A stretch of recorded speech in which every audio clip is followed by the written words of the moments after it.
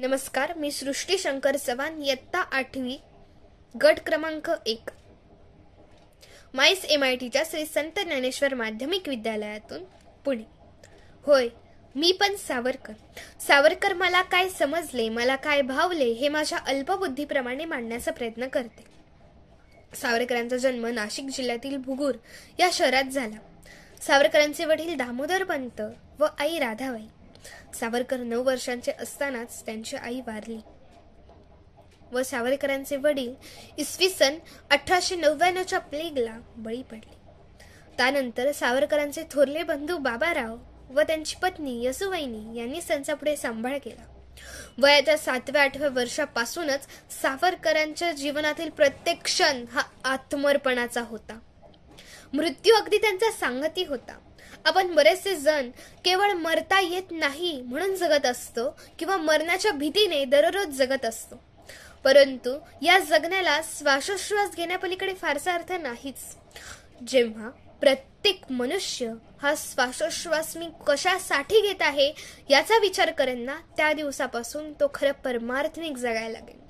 आता परमार्थमिक याचा अर्थ आपण गळ्यात माळ आणि कपाळी टिळा लावून जय जय रामकृष्ण हरी करणं असं समजतो, परंतु नाही.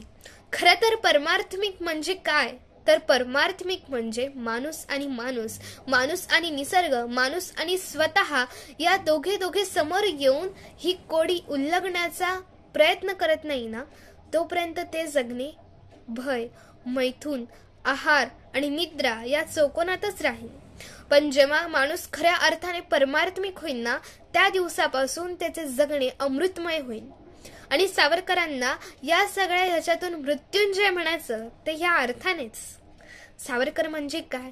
सावरकर म्हणजे सशस्त्र क्रांती, सावरकर म्हणजे बॉम्ब बनवणे, सावरकर म्हणजे सर्व बेड्या झटकावून देऊन सशस्त्र क्रांती करणे, सावरकर म्हणजे कधी मारहाणी, सावरकर म्हणजे कधी हाल, कधी तुरुंगवास.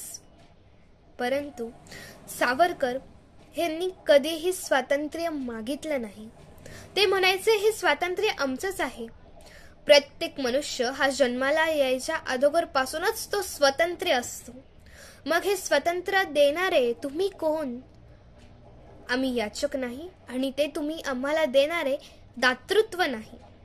म्हणूनच सावरकरांनी कधीही हे स्वातंत्र्य आम्हाला द्या, आम्ही शांततेने सबुरीने मागत आहोत म्हणून द्या, आम्ही शांत बसून किंवा काहीही न करता मागत आहोत म्हणून द्या, असं कधीही त्यांनी मागितलं नाही.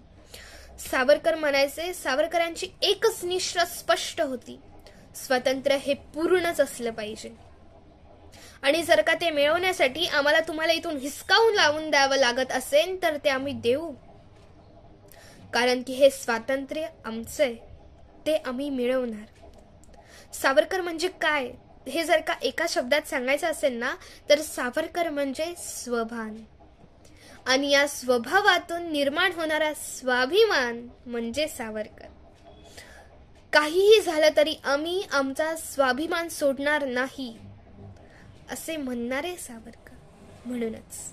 म्हणूनच सावरकर म्हणजे समाज सुधारक, सावरकर म्हणजे सशस्त्र क्रांती, सावरकर म्हणजे समाज शुद्धीकरण, सावरकर म्हणजे शब्द शुद्धीकरण.